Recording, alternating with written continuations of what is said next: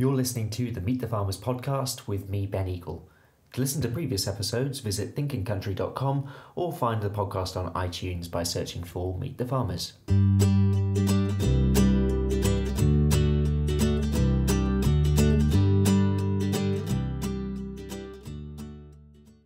Hello and welcome to this episode of Meet the Farmers. My guest today, I'm very pleased to say, is Tom Bradshaw, who is an arable farmer and former Nuffield scholar from Essex. His Nuffield report, published in 2012, was titled Soil Fertility and Fertility Use Efficiency, and clearly soil health is very important to his farming philosophy. 3 generations of his family were farmers before him, and a small amount of his farming operation is still run on family-owned land here at Fletcher's Farm. However, the majority of his business is based on contract farming arrangements with neighbouring landowners, and in total he farms around 1,600 hectares, Tom? It's a little bit less than that now, it's about 1,250 hectares. 1,250 hectares.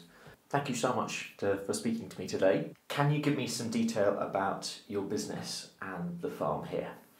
So I returned to the farm here in 2004. I'd done my degree down at Y College in agricultural business management, and then had 6 months out in New Zealand working out there on a mixture of very intensive potato and vegetable cropping, and then moved down to the South Island onto a cereal farm. And shortly after returning to the farm, sort of April 2004, we were a small dairy farm, 120 cows, and we were managing another dairy herd in the neighbouring village of about the same sort of size. But I looked at the figures and I said to Dad, look, I just cannot work out how we're making any money out of these cows. And I've been incredibly lucky that rather than Dad saying, look, what do you know, you've only just returned home, he said, well, let's have a look at the figures. We agreed that we weren't making any money out of the cows, and we decided that the time was right to sell them and move on. So the home farm here is now based around a large equestrian centre that we set up following the sale of the cows back in 2004. But in 2002, next door to the contract farm dairy herd in the neighbouring village, there was a 400-acre arable farm coming up for contract. And I think the gentleman in question knew that Dad had 3 sons and was sort of keen to help another family along the farming ladder. Or Dad rang him and said, would we be able to tender? And he said, yeah, no, by all means, I'll send you all the details. And when his short list of farmers was only 2, and both of them had following generations coming along in the business. So I think maybe that was something that he saw as being very important, was sort of helping somebody else up the farming ladder. But all the professional advice was telling us not to do it. We were going to lose money. How could we ever make it work? But that first 400 acres was sort of the stepping stone. And then we were really lucky that 2003 we took on another couple of blocks of land. 2004 we took on another couple of blocks of land. So we very rapidly got to 2,500 acres of contract farming in a 3-year period. We did it all on the back of old second-hand machinery, a couple of old American Arctics, a Steiger and a Versatile, which were just amazing tractors. You're sat in there with your earphones on, and if you're lucky, you'd tune into the radio. It was. It really was just. That was the only way we could make it work. Really, was to have the lowest machinery cost possible. Let's talk about the equestrian unit. Do you have any interest in horses yourself? I mean, so I purely looked at it as a business, sort of enterprise, and I think actually initially that was the best thing, because we weren't, say we're not interested in the people, that's not true at all, but we weren't interested in the sob stories, we weren't interested, this is a business. And I think people knew that when they came here as well, that they were expected to pay their money on monthly upfront by direct debit, and it was all set up very business-like, and actually it's been a real revelation. But again, we got quite lucky with the equestrian, so we decided to sell the cows, and then Mum had seen an advert for Colchester Garrison Saddle Club. Were looking to relocate. So in Colchester, being a big army town, they relocated the barracks back in 2003, 4, 5. That developed into a sort of riding stables and riding school for military dependents, and then became a public sort of organised. So any member of the public could go and learn to ride there. And when they were relocating the garrison, they sort of thought they would shut the riding school down. And I think the rumour has it that the colonel, who at the time was looking for his MBE, was sat in a meeting in front of 120 ladies, and when he said that he was going to shut the riding school down, he rapidly realised that if there's any chance of getting his MBE, then he ought to rethink his decision. So Mum had seen this advert, and I just rang them up and said, look, we hear you're looking for a new premises. And they said, look, we'll take all your details, but we found somewhere, and so thank you for ringing, but we won't be taking any further. And then literally the following day they rang me back and said the place they were supposed to be moving to had all fallen through. This was probably the beginning of June, and we'd got no planning permission for anything at this point. We're still milking cows. And they said, so yeah, the place has fallen through, can we come and see you? And I was like, yeah, come out. So they came out and they walked into a milking parlour and a sort of a cattle lying yard. And I said, well, this is going to be where the indoor school is. And they were like, you what? And I said, no, don't worry, this will be the indoor school. And then we walked into what was an old pig shed, and they said, this will be the stables. And they didn't quite have the vision that we had, but then they wanted to move in the middle of August. And we were like, look, there's no way we can do this. We've got to get planning permission. There's no way we can get this ready in 12 weeks. Including getting planning permission. I said, what's your absolute latest deadline? And they said, right, it's about the middle of November. And I just said, right, we'll have it ready for the middle of November. And so that autumn, I didn't leave the farm. Dad took charge of all the contracting side of things. I took charge of converting the yard over to the equestrian. And the riding school signed a 15-year tenancy and moved in. And that really just gave us the backbone of a business that we knew we'd got a sensible rent for 15 years for part of the site.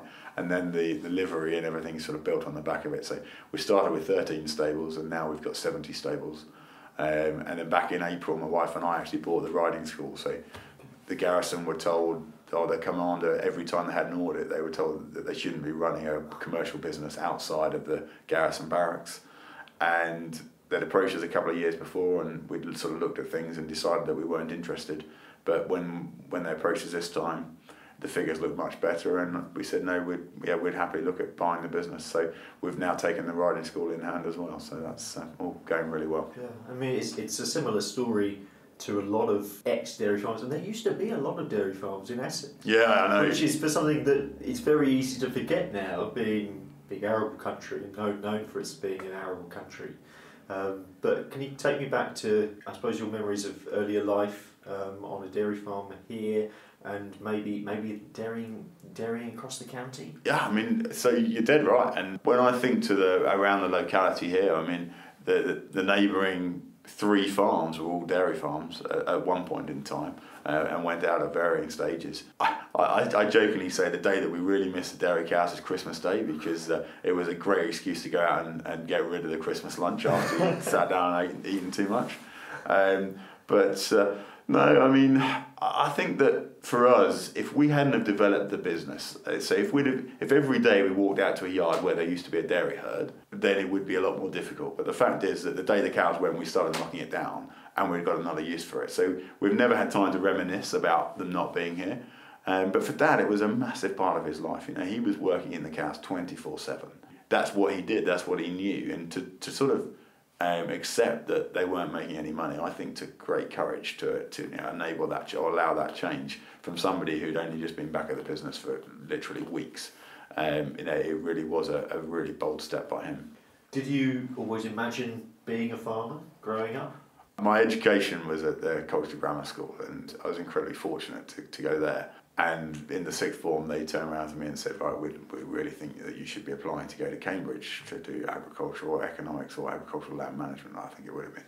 And I turned around and said, look, I'm not interested in going to Cambridge, I'm going to White College. And at which point they were like, and I said, no, I'm going to White College. And I'd known for a long while that probably that I wanted to go into agriculture, but no way had my parents. I think that they maybe had subtly encouraged it, but we certainly weren't forced to go into farming in any way, shape or form. It was completely our own decisions.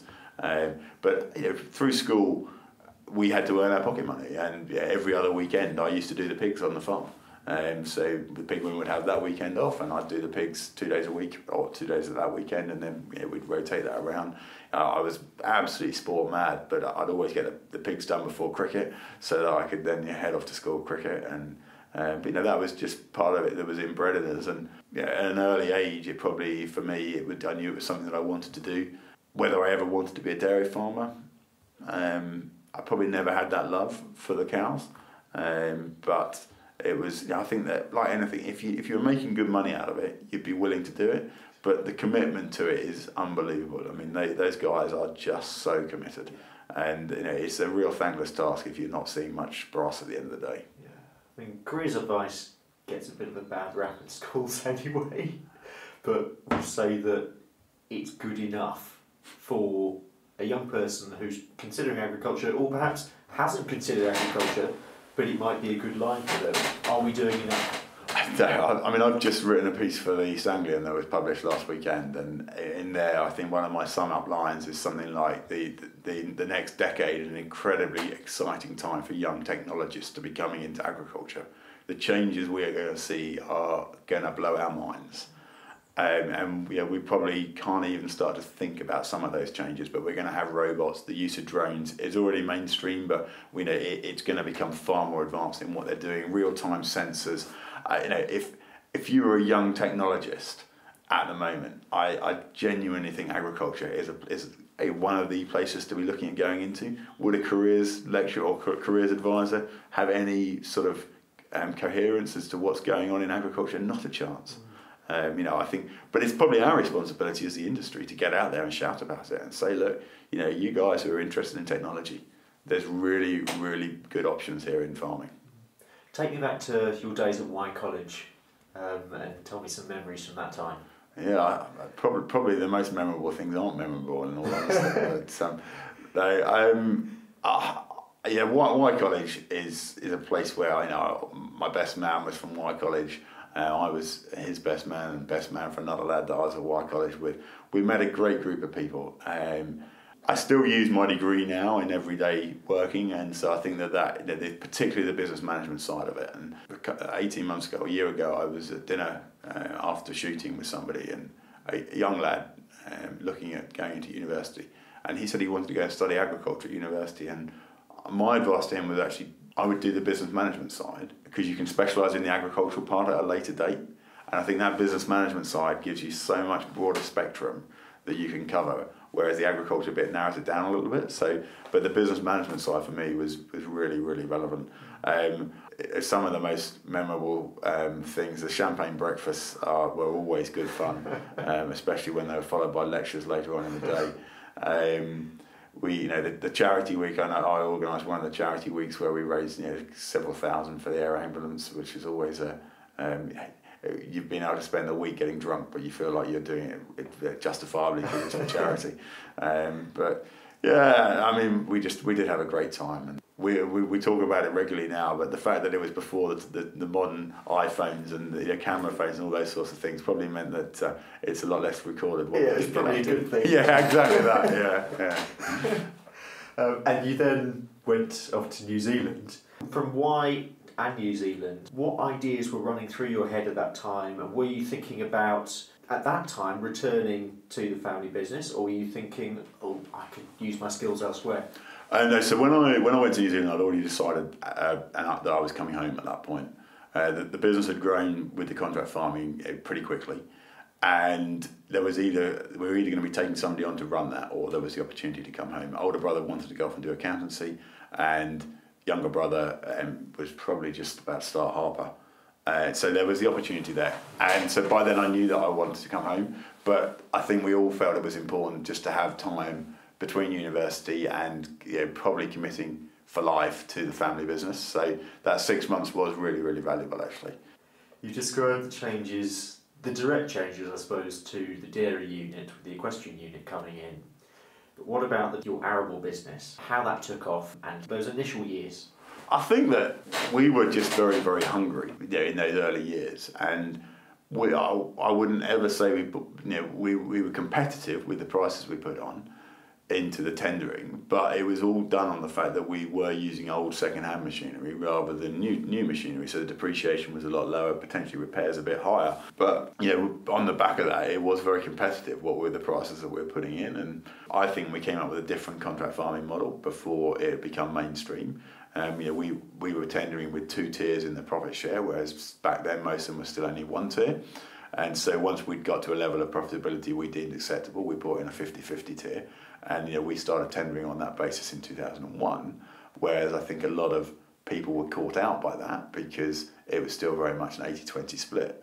And so that is probably where we actually won a lot of those tenders, was not because we were absolutely the cheapest, but because on the other end, they knew that if in good years, they were going to get more out of it. So I think that's where we won a lot of those tenders. And I think also when there was myself and Dad and my older brother sat around the table, in these meetings with sort of the final 2 or 3 people being interviewed, they could probably just see the passion, and they probably felt that they wanted to give us a chance. And we still work for most of those people now.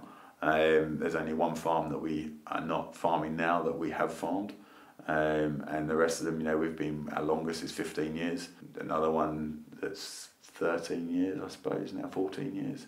So they're long-term arrangements. We've got good relationships with the people that we're working with, I think it's just about openness and honesty as much as anything, and complete trust.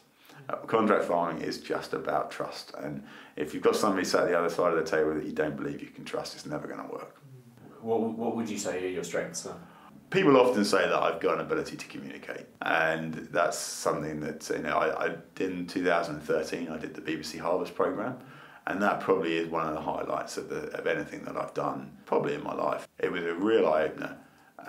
I think it was a great platform to communicate farming to the public. When I remember the phone rang, middle of harvest 2012, and it's so-and-so from the BBC here, and I was like, pardon? And it's so-and-so from the BBC here. Your name's come up several times in conversation. Can we come and visit you? And I was like, yeah, of course you can. Can we come tomorrow? This is the middle of harvest. And I said, well, yeah. And do you mind if we're going to bring the camera with us? We're going to do some mock interviews and just see how you come across on camera. And so anyway, they turned up the following day. It'd been a really damp night. Hadn't been any rain, but been really heavy dew. So I got the combine ready. They turned up. We didn't start combine until the afternoon, so it actually fitted really well. And we went off and did these mock interviews. I would love to watch them back now, because I'm sure they would be horrific. But anyway, they'd run my Nuffield paper. That all came from Nuffield, and that was the really interesting thing about that my name would come up in conversation. They'd read my Nuffield paper, and they just thought, there's something a little bit different here. But that was sold to me on the basis of trying to reconnect the public with farming. And whenever I'm speaking to groups now, I try and impress upon them that is our responsibility. We complain that people have become disconnected with where their food comes from, but we have to ask, whose job is it to maintain that connection? And I think it's our responsibility more than it is their responsibility to understand where their food comes from. So we've got to make sure that we re-establish that link. Let's turn towards your Nuffield. So you travelled to Germany first, South America, the United States and Australia, and your focus was on soil health. Why, and why Nuffield? I applied to Nuffield. Why did I apply? I knew several Nuffields by that point. I'd had my arm twisted by several of them saying, you do a good job at this. The subject was quite easy. I actually applied to look at the sustainability of UK arable farming, but that was driven by, so we'd always had livestock here at the farm. We used to have sheep, and we had pigs and cows, and all that muck had always gone back onto our soil here. And so we'd always had the benefit of that fertility. And then when we were taking on a lot of these other farms, they'd not had any livestock on them. And the difference in the soil workability was huge, and in the fertility of that soil, in terms of we were using less nitrogen here than we were on other farms. And what I was looking at from Nuffield was how to try and recreate that without necessarily bringing livestock into the system. We decided between myself and Nuffield that the sustainability of UK arable farming was too big a topic, and it definitely was too big a topic, but the real burning desire to apply had been driven by soil fertility, and so that's what what I then focused on. But I wanted to look at everything from GM through to organic, because I wanted to come back from Nuffield with a view as to where I thought our farming here, but also UK agriculture should be heading. And so I wanted to expose myself to the extremes and both sides of the argument, and just try and find where I thought we should sit in that dialogue, as it were. Yeah, the most challenging 4 days of my Nuffield, without a shadow of a doubt, was the Acres USA conference in the States. We've talked about the Real Farming Conference before we started this interview, and I said, to my mind, the Real Farming Conference is very much an extreme niche at the moment. I don't believe it does represent the real farming, but I would say Acres USA is the same for American agriculture, that it's a real niche. And but it really did make me challenge just about everything we were doing in commercial agriculture.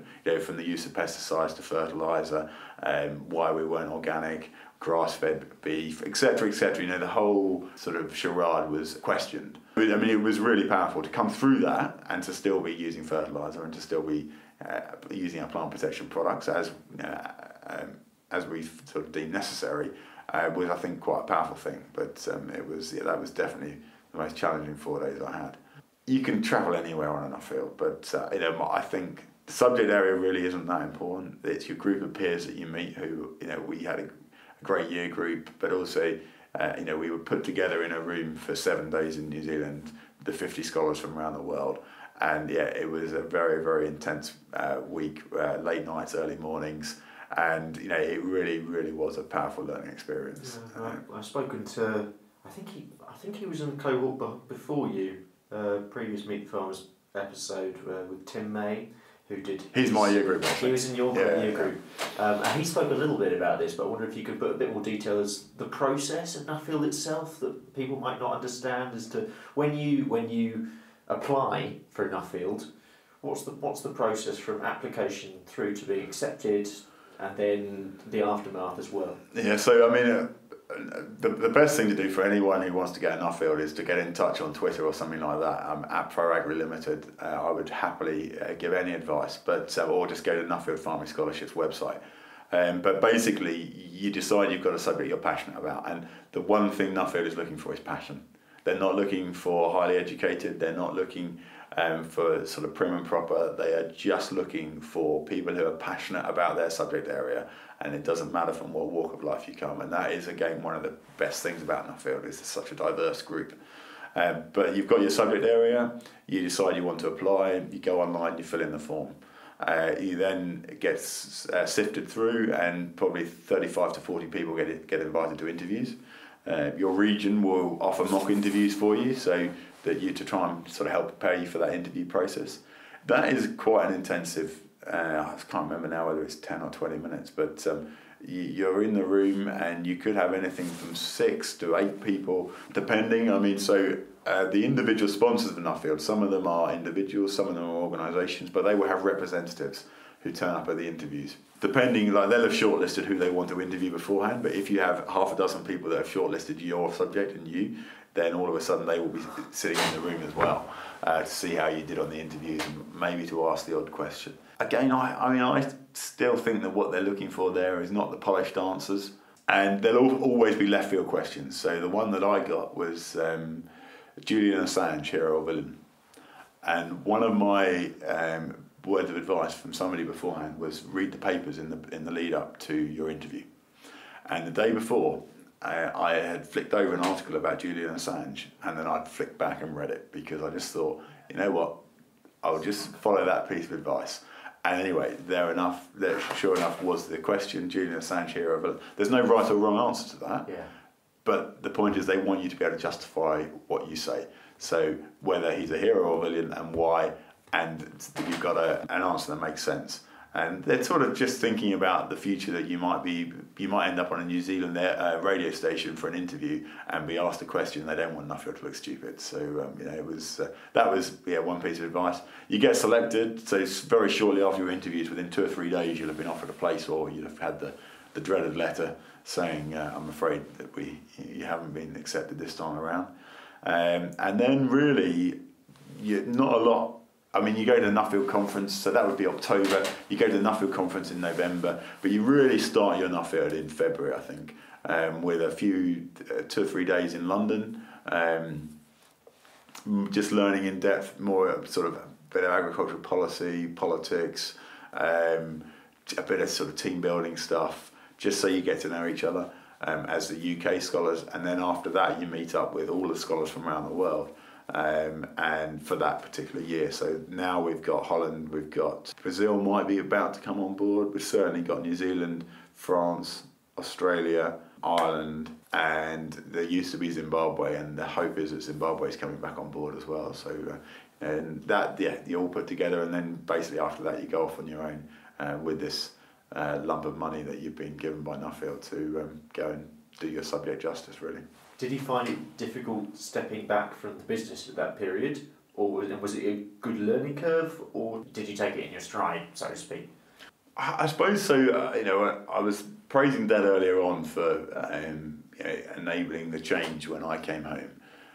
But Dad's still very involved in the business, and he's never been one for doing the office work. He's always, never particularly done the budgeting or the planning, and he's very happy to let me get on with that side of things. But it does mean that when I'm not at the business coalface, there is Dad who is still there happily running the day-to-day stuff.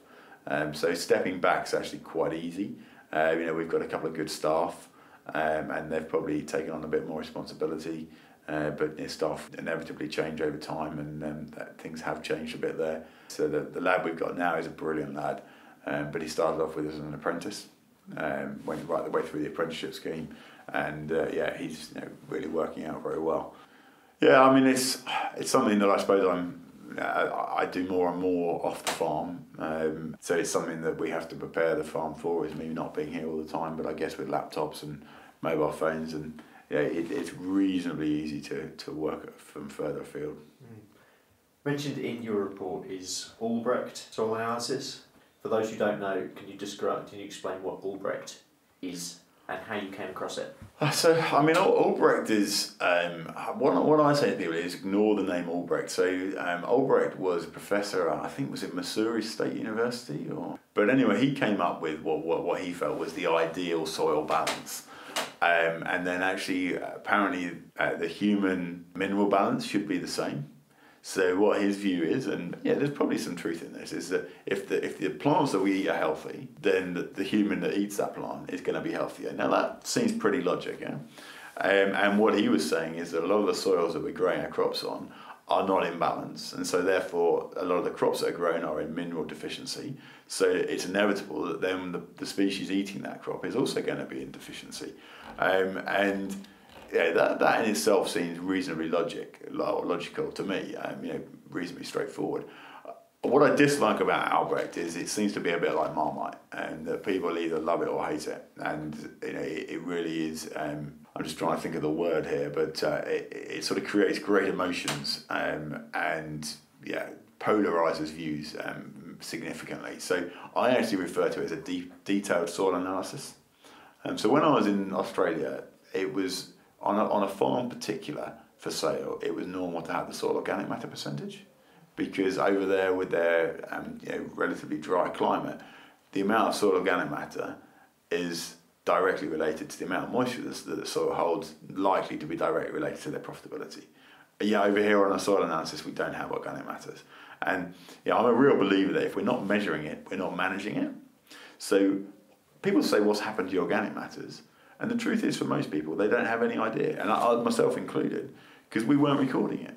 So, people started soil analysis in the 70s, but we don't know what's happened to organic matter levels because we haven't recorded it. Whereas if we'd been recording it, and we could now look back and say, well, actually, they've fallen quite significantly, or they're stable, we'd be in a much stronger position. So I think that what I really like about the Albrecht, it gives you the cation exchange capacity. So you'll have spoken with any farmer, and they'll all say they've got the heaviest soil. And I'll say, how heavy is your soil? Oh, no, really heavy, really clayey soil, really sticky. That means nothing. That is just one farmer's individual view of how heavy their soil is. Whereas if you have the cation exchange capacity, that will fundamentally tell you how big your soil is. I don't want to generate data just for data's sake, but something that is as important as organic matter.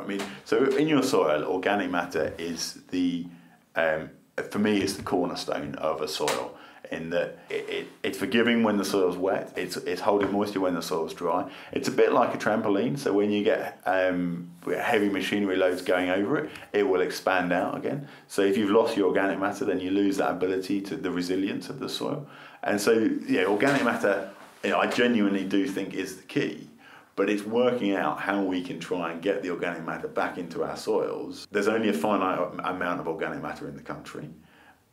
Is it realistic to grow our own, or does that create other problems? Are we all going to go back into being livestock farmers? Well, we haven't mentioned the Brexit word, but at the moment there's a huge cloud over that, depending on where Brexit goes. So, I think that there's some really challenging questions. What were some of your key take-home messages from your Nuffield? And perhaps on a personal, practical level, How did it change, if at all, the way that you look at your business? So Nuffield finished 2012, and then we got appointed an AHDB monitor farm in 2014, I think.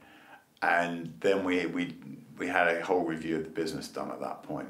I think the two are interlinked because so Nuffield gave me some. I'm absolutely convinced that in farming we only have one free energy source, and that is the sun. And yet we have fields sat bare for 6 months of the year. I came back with this terminology. So it was at the time of the Foresight report when I did my Nuffield into sustainable intensification. And for me, sustainable intensification is more output per unit of input without negatively impacting the environment. But that was one of the conclusions that I came to in my Nuffield sort of study, was that definition of sustainable intensification, because people often say it's an oxymoron, but it can't be. If we want 7.5 billion people to live on this planet, say 9 or 10 billion in the future, that cannot be an oxymoron. It has to be possible, because we need more food, and yet we have to do it sustainably, if not regeneratively. So we can't believe that is an oxymoron, because if we do, I'm afraid that it's never going to work long term. So there was a definition of that. The sun, as I say, I mean, it is free. And if we use that and convert that into whether that be organic matter, I mean, effectively a farmer's job is to convert sunlight via photosynthesis into energy and into output.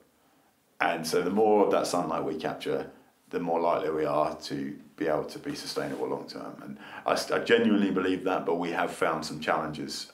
Cover cropping has not been straightforward for us on heavy land. So then we had the business review.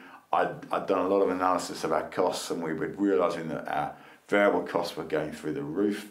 Our fixed costs were, not just ours, but as an industry, were rising dramatically. I was trying to get my head around investing over £300,000 in a tractor, and I was just like, you know what, the world's going mad. We just cannot justify these decisions. So we've ended up going down the, I would say, targeted cultivating rather than direct drilling, because what I don't want people to think is that we only direct drill, because not for one moment do we only direct drill. We're working for 7 different landowners. So by targeted cultivating, in essence, you mean what is suitable for any patch of land? Yeah, I mean, we still, at the moment, rightly or wrongly, will subsoil a lot of headlands, where they, particularly turning headlands where they're getting run on. We plough for sugar beet. We've actually bought a very, very shallow cultivator, so we have a lot of spring oats in the rotation now, going into wheat. I want the oats to germinate before I've planted my wheat crop. So we run through with this incredibly shallow cultivator just to try and speed up that germination. Because if not, we're just going to be reliant on more in-crop herbicide, which is going to cost me far more than that cultivation passes. So it's about building the whole system rather than being a purist direct driller. And just saying, yes, I'm a direct driller, that's what I do. We still have a lot of our cultivation equipment. What we have done is downsized on tractors. So we've gone away from the quad track to a large wheel tractor. And for sure that's given us far more flexibility. It means that we've reduced one of the higher tractors, got our costs much more back in line, and I'm much more confident now that we've got a business which is viable sort of for the future than we did have probably 3 or 4 years ago. How do you approach what's going into your rotation? How flexible is that? I mean, my rotation really is incredibly flexible. In that, for me, we're a business. We're growing for a market. If the market signals tell me that they want something grown, then we will look to try and grow that crop where we can. We also have to be, our biggest challenge is still blackgrass. Although ryegrass sort of is creeping up as well as a little bit of a challenge. If we go to a field in June, July, and we think that the blackgrass burden or the weed burden is too high to put that back into another autumn crop, it just will not have an autumn crop in it. So it does mean we're farming each field on a field-by-field basis, which can be quite challenging when you're managing blocks of land that are further afield, but we do have to have that flexibility, and I think that's the only way we're going to keep on top of these weed challenges is by reacting to the situation rather than by saying, no, this is my rotation and sticking to it rigidly. Let's look at the arable sector more broadly. Certainly blackgrass must be one, but what, in your view, are the major challenges? Not mentioning Brexit at this point, because that has other implications, but what do you think are the major challenges for the arable sector currently? I suppose it's got to be plant protection products. I have an analogy that when you wake up in the morning, you've got a headache, you don't think twice about taking a Nurofen. Yet when we're going out into a field and trying to cure a disease, it's deemed to be wrong to be using something to cure that disease. And I can't comprehend that one is deemed to be fine and the other's not. And another analogy I use is that if you're recommended a medicine by your doctor, then that's bound to be okay. And yet what we're using, often developed by exactly the same companies, is deemed to be poisons. So, how can a medicine which is sort of hailed as the next big advance and going to save millions of lives be okay, but developed by exactly the same company, a poison that we're using on the land? I just do not understand how the analogies can be so far apart in what we're doing.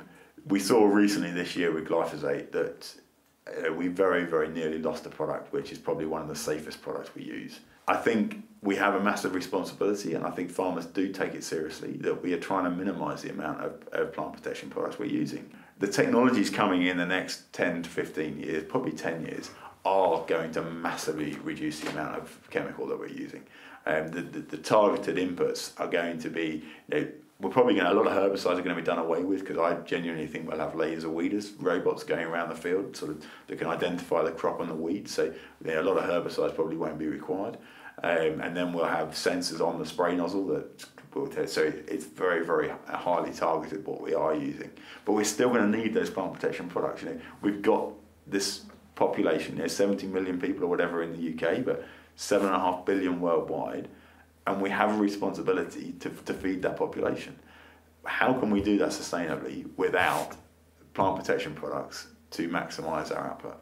We're just leaving January now. A few weeks ago, you were sitting in Oxford listening to Michael Gove's conference speech. What was your take on that and Gove's vision for farming for the next few years?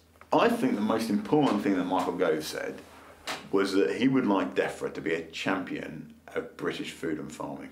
And if that's followed through, I think they are really, really powerful words, because if you ask any farmer what they think of DEFRA, I don't think you'd get anyone that would say that, oh yeah, they're a champion of UK food and farming.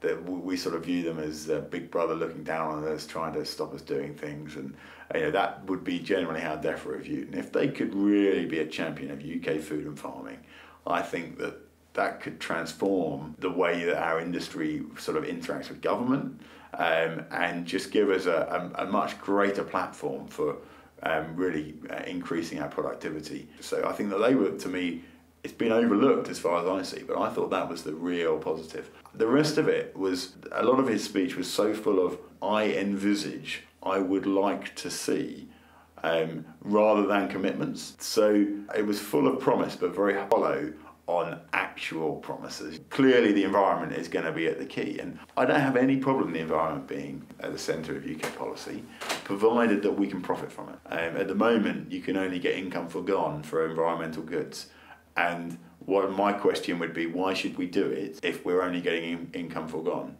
Let's profit from it and have it as a profit centre on our farm, that we're judged on how well we do it. Now that is something that I think that we can really do, but I do think we need to understand a lot more about what he means by green Brexit. But yeah, that would be my sort of real messages. Almost every single NGO out there has given a list of priorities. The detail is possibly going a bit too far at this stage because we don't really know enough. For you, as an arable farmer in the southeast of England, or East Anglia, depending on what your view is in Essex, what would your priorities be post-Brexit? It's clear that government are saying that direct payments aren't justifiable, and at some point I think we have to understand their messaging. We have to realise that if we carry on fighting the corner for direct payments, we're probably losing. I think there is huge justification in them myself, trying to underwrite a cheap food policy. then I think that they're really important. I think they are linked to the environment. 30% of our direct payments are down to environmental greening. So we have to deliver environmental greening for 30% of that payment. And they do underwrite volatility, but we know that government are saying they're not happy that they're moving on and that they're going. So now we need to be developing our policy. And if UK Arable Farming or UK Farming PLC can put a coherent policy together, put it in front of government and say, this is what we think we can work to, this is what we can deliver. And now a lot of that we're already delivering, but we're probably not very good at saying how we are delivering it. But I think that we need to put that in front of government and get government looking at it and saying, yes, we like that bit, no, we don't like that bit. Because if we're not careful, what will happen in 3 years' time or 2 years' time is that we'll have a policy put in front of us and we'll have been fighting the corner for direct payments, but the policy put in front of us won't have them there, and we'll say, but we don't like this, we don't like that, and we'll have missed our opportunity to engage. So I think now we really do need to start looking at exactly what we are happy to deliver. I like the idea of looking at field boundaries as a payment method, because you end up, the fields, farming efficiency is massively determined by field size. So if you've got a 100-acre field or if you've got 10-acre fields, it's clear which is going to be more efficient to farm. It's also clear that the 10-acre field are much more likely to have hedges around 10 acres and have more environmental good in that 10-acre field than the 100-acre field. The real cost of managing the field is also in the boundary. So the hedge management, ditch management, stone walls, whatever it might be, is higher in your 10 acres than it is in your 100 acres. So I think maybe we need to start looking at how we can tie that into a government policy, potentially looking at floristically enhanced margins, etc., water course protection, and those sorts of things that doesn't penalise the small or the large farmer, but what it says is, well, actually, you've got massive efficiencies of scale, so unless you're willing to break that up with beetle banks or whatever, then you're probably going to get less of a payment. But the guys who've got no efficiencies and no economies of scale are rewarded with a higher payment. And I quite like the idea of looking into that. What do you get up to away from farming? So I don't live on the farm at the moment, and I think it's been particularly when my wife moved up from Kent before she was my wife, but it's been really good for us to be 5 minutes from the farm, because it's removed the pressure. We're now desperate to be on the farm, but I think that just removed the intensity of moving into a family farming environment. So I think that's been absolutely great for us. But I play hockey, so I play hockey for Colchester. I love my cricket, but I really don't manage to find much time to play cricket. It doesn't really fit in. Pretty bad time. Yeah, fit in that well. I'm off skiing next week, so yeah, I love my skiing, and thankfully my wife does as well. So we tend to try and make sure we get a week skiing. And now I've got an 8-month-old boy, and that's sort of taking up any spare time that we have as well. But and then I do a lot of farming politics. So I'm involved with the NFU. I chair our regional crops board. So it means I'm involved in the national crops board, and then let's see where that all ends up over the coming weeks and months. And plans for the future for your business next few years? Is it building on more of the same from the base that you formed, or do you have ideas for new directions? I sort of now divide our business very much into two, which is the home business on the home farm, 62 hectares here. And we're looking to continually diversify. We've currently got plans in for a swimming pool. So we want to do a private hire type swimming pool where people rent it for half an hour at a time, 2 sets of changing rooms, so they have quarter of an hour before and after in the changing room. And that's the sort of thing that we're really looking to model on somebody down the Ramsey direction, actually. But that's something that we're working on just at the moment. And so we should know in the next few weeks whether we've got permission for that. And then we've got a swimming school want to rent quite a lot of hours from us as well. And I think there's a really good synergy with the equestrian business. Assuming we get the swimming pool and we decide that we are definitely going ahead with that, then I think we'll follow that with a cafe, because I think we'll have hit critical mass on the farm then for visiting people to justify putting a cafe in. So here it's continual diversification. Really, I didn't realise until I was putting some figures together for a presentation, we have 2 million people living within 30 miles of here, and 850,000 within 20 miles. It's a lot of people, and we've got to try and capitalise and farm chimney pots.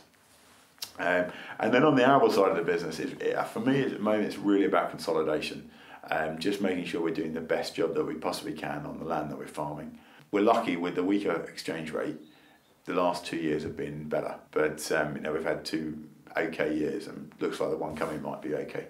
But the backbone of our income, or the reliable part of our income, is now from the home farm, the equestrian centre, and the riding school. And then really the arable business, it's still incredibly important to me. But the contract farming side of things, I'm not convinced that in 10 years' time we'll still be having the same models that we've got at the moment for contract farming. I don't know what replaces them, and if I knew what replaced them, then I think that's.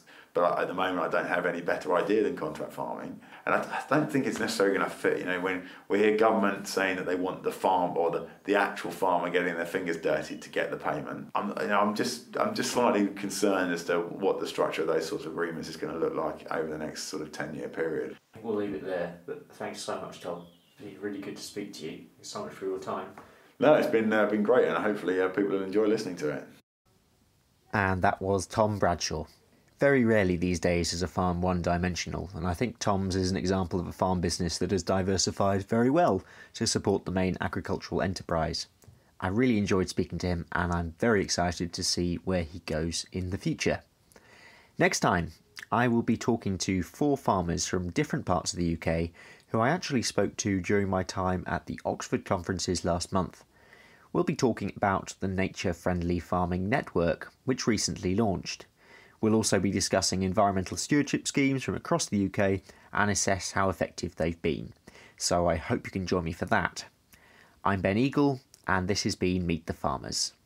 I'd really appreciate, if you haven't already, if you could subscribe to the podcast on iTunes, and a reminder that you can catch up with previous episodes at any time at thinkingcountry.com.